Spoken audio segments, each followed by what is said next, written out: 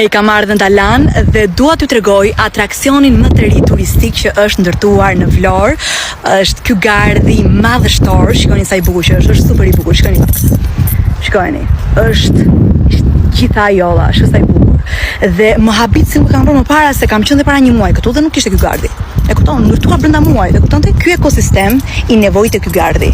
E kupton, i nevojitë ato si vjen tu, po idiota. O idiota.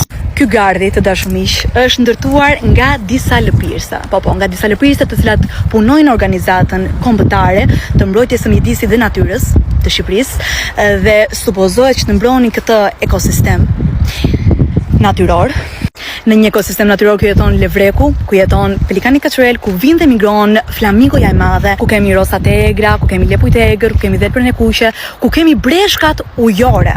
Breshkat ujore, po e them edhe një herë, të cilat në Athinë, në Greqi ku mbajmë kanë qenë në Athinë, ishte një organizatë e posaçme në të cilën mbroheshin breshkat kareta, domethënë specifikisht për ato breshka. Bëhej nami. Nëse ti shkoje në zona natyrore ku mbrojë ajo lloj breshke, nuk kishte shanse të afroheshe. Dhe këtu në një ekosistem kaq të pasur natyror me të gjitha këto specie që po të them në këto momente, këtu e ka rrethuar me gardh. Pse këto lëpirëse s'kan për të hequr as edhe një herë dorë nga kultura e bythëlëpirjes, e dëgjuat mirë, kultura e bythëlëpirjes. Është një kulturë e cila është mësuar në mënyrë piramidale, ku në majt të piramidës qëndron një pushtetar shumë i fuqishëm, dhe më pas vijnë këto lëpirëse të cilat i ndihmojnë këta pushtetarë të arrijnë qëllimet e tyre të privilegjuara normalisht, se kjo gjë nuk bëhet se janë keq për bukë, bëhen për më shumë, sepse janë të pangopur. Kur e keni pas vjet në 2026-ën, një shans shumë të mirë për të ndryshuar çdo gjë. Unë nuk jam me asnjë lloj partie politike dhe as nuk dua s'ka shanse të promovoj asnjë lloj partie politike.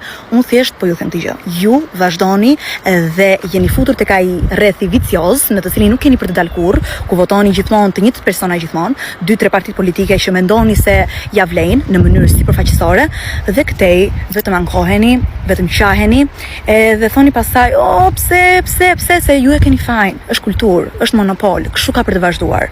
Vetëm nëse filloni ndonjë luftë civile për të cilën nuk besoj se ka për të filluar për shkak të këtyre lëpirëseve. Këto lëpirëset janë 80% e Shqipërisë.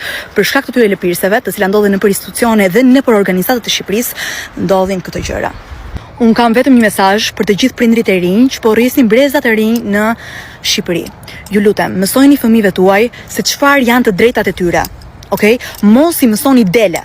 Mësojni të ecin vetë, të jenë unik, të ecin me të drejtën e tyre dhe mos t'ju thot dikush duhet të bësh këtë gjë që të arrish aty. Duhet t'i vesh këtina mbrapa,